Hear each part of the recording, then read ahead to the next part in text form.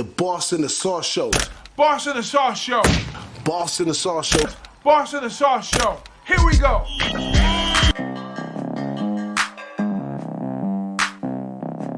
Let's take it to the next team, man. We're going to move it on along. We're going for Tennessee Volunteers right here. We got Josh Heupel in his 5th year right here. It's his 2nd season here at the school. Last year he went 7-6. He has offensive coordinator Alex Golish and defensive coordinator Tim Bank. Heupel had his ups and downs throughout his career, and I think he'll experience the same thing here in Tennessee. He's definitely some hard-learned lessons to learn in the SEC, so I'm sure he'll get his peaks and valleys as well. Last year he came out on top, 7-6, although he went 4-4 in the conference. Offense averaged 39 points a game, ran 218 a game on the ground. Passing yards was 257 in the air.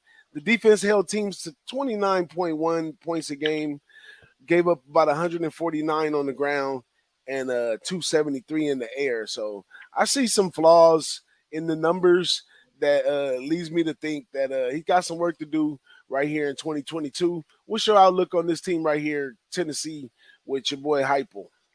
Yeah, I was I wasn't big on Heupel last year, but I was big on to see what he did, because I was really big on Pruitt in 20 during the COVID year, the recruiting class. They had the number 1 recruiting class in college football, and everybody made an exodus once they got rid of Jeremy Pruitt.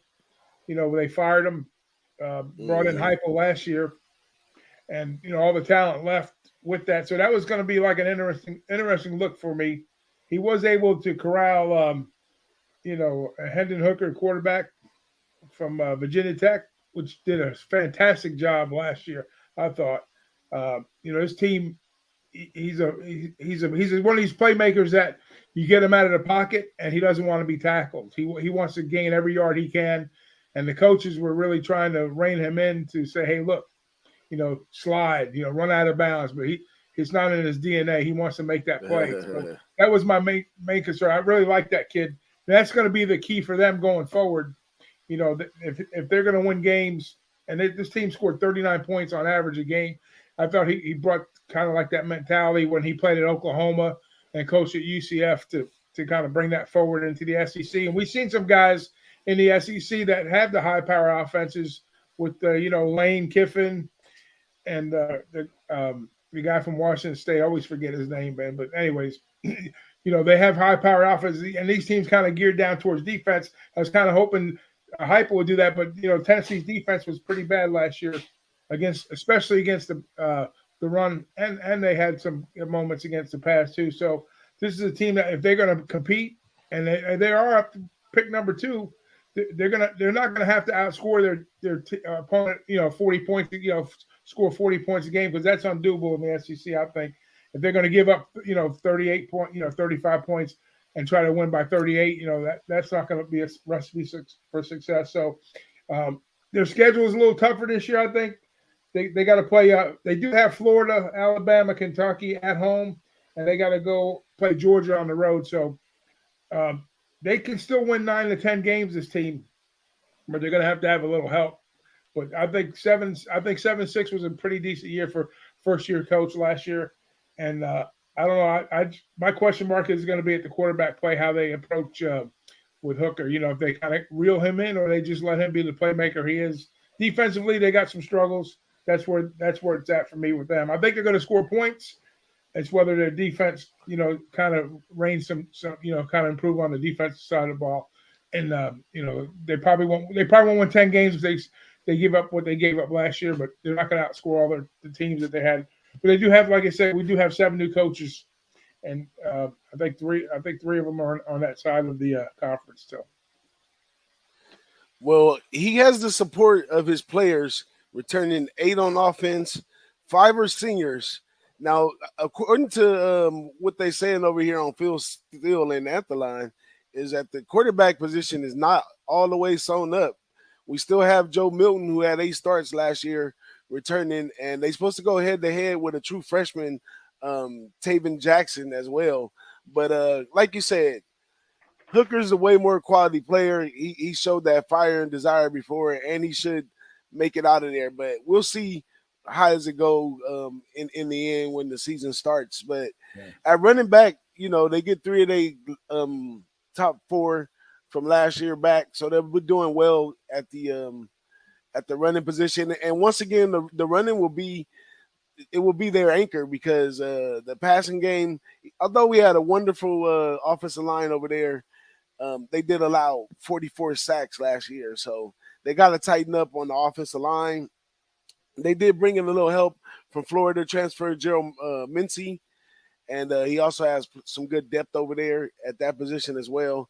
And at wide receiver, 3 of the top 5 are back, along with transfer Brew McCoy from USC as well. So these guys, they got it all planned out and dialed in what they want to do. So we'll see how they put that offense together over there.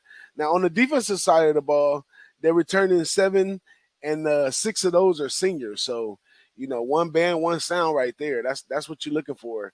A bunch of seniors coming to hold it down. So at the defensive line, this unit accounted for 7 to 20 sacks in 2021. They only returned 2 starters, but some talented depth will be there to help them out. And the coaching staff has their work cut out. But I think these guys can do it. Like you said, they could hop up on the East real quick. They already got them picked to be number 2. So any highlights on the defense for you?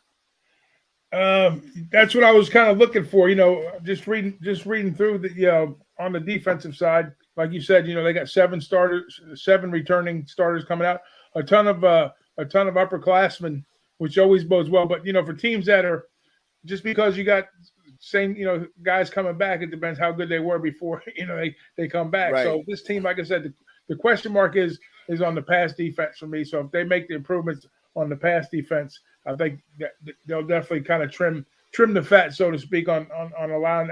And I mean, overall passing, they're giving up almost a little under 300 yards a game. That's concerning for me. Like right around 270, 277, 278. So they're giving up like 420. Their rushing defense is not bad. 148. That's very respectable. But the main thing is the passing defense. So that's going to be the jury that's out for me to see how they do there. And then if they make some adjustments, they I think overall, they should be okay. But the hurry up offense too that they run too. So up tempo offense. If you're going to get involved with betting this team, and we are talking betting here, this team is to me it's an over type team. Because of the defense being a little lax and them scoring a ton of points. We see some over. We see some 100-point games with this team last season. Both sides of the ball. So, look for totals when they start creeping above 60, 65. Don't be scared. Yeah, I see him as a. I mean, we really don't know what we're going to get overall. There's a lot of things to be worked out to see how it all meshes together. But I like this team as a dog for sure in the SEC. Wherever we can get them as a dog. Even if we get a solid 7 or more against teams like Georgia or Alabama, I think they'll still be solid. I mean, if you go up and down Florida, Missouri, I mean, a lot of those games they won't be favored.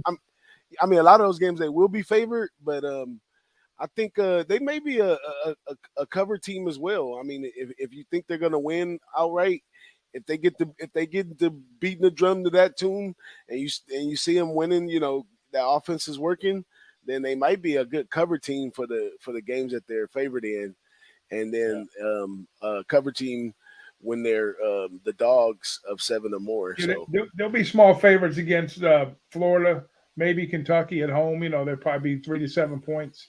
4 points. Those are good cover spots for them because teams that score a lot, especially if they learn to score late, and they college football can go upside down in the half. So. We'll see how that works out for them. Any last words before we move over to Florida? No, just watch this team for points scored, because maybe team total overs possibly, and then over team look for me. There we go. You heard it here first, right here on Who Bangin Sports with my